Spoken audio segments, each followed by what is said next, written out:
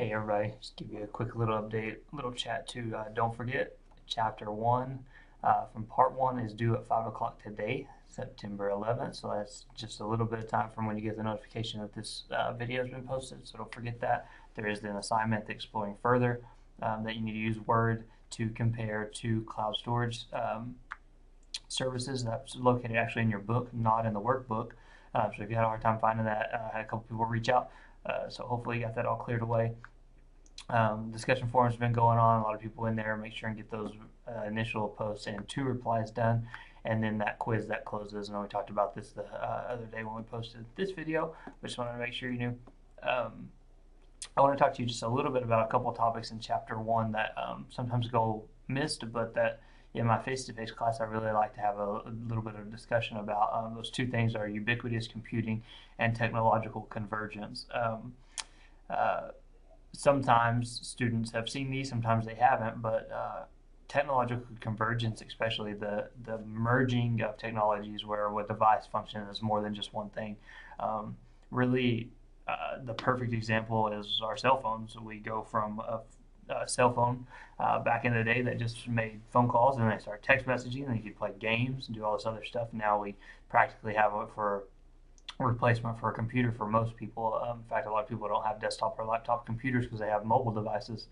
And actually, an article, and this is actually like 4 years old, and it's crazy, but approximately this time 4 years ago, there was an article published that there's actually more mobile devices on planet Earth than there are people because we all have so many different devices. And that kind of leads into this whole idea of ubiquitous computing as well. That this computing is going on around us all the time. I like to use the example in our classroom, and you can do the same thing just about anywhere you go, but especially here on campus. We have lights that are motion sensing to save power, so that's going on. There's little microchips in there that are taking care of turning lights on and off to save power. We have an HVAC system that can monitor remotely and turn blowers on and off, adjust temperature, things like that, show that they're occupied or not to save energy as well. In our classrooms, always have everybody raise their hand that has more than one device with them, and most people do. They have a cell phone, a laptop, things like that. We talk about things like how many people have more than 10 devices at home, and that's a majority of people as well, right at around that number because of laptops and computers and gaming systems and things like that. So this ubiquitous computing is going around all the time. Things like fire alarm system, just all kinds of examples that we don't really think about because it's so ingrained in our environment. And that's the idea of ubiquitous computing. It's just going around all the time. This computing actions are going around in the background to the point we don't even notice them as much anymore. They just kind of blend in, and that's the thought behind that, as well as I like to talk about the technological convergence, things that get combined. And part of that is, and it's the point I made in the lecture over this chapter in my face-to-face class, is it's really hard nowadays to sell a product that just does one thing. Consumers expect it to be multi-purpose.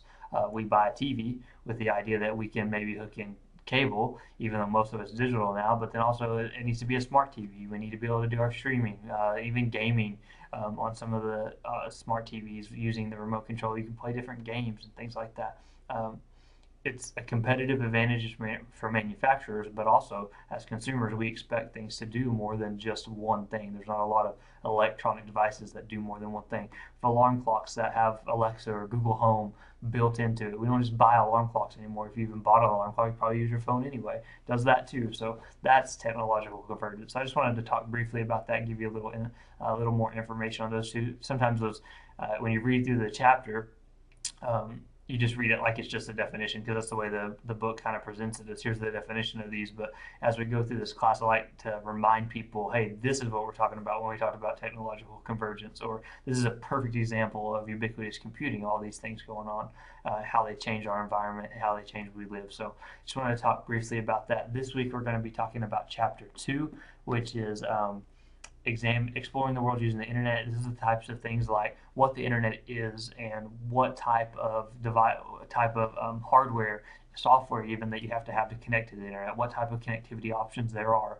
And then we'll have a forum about the netiquette guidelines, how you're supposed to interact online, and how that can be productive and how it cannot be productive, and how there's been a lot of study actually, especially if you've seen news media. It's a huge hot topic about things like bullying, how easy it is to sit behind a keyboard and be rude as opposed to talking to people, and that's some of that, just how you should interact with people online.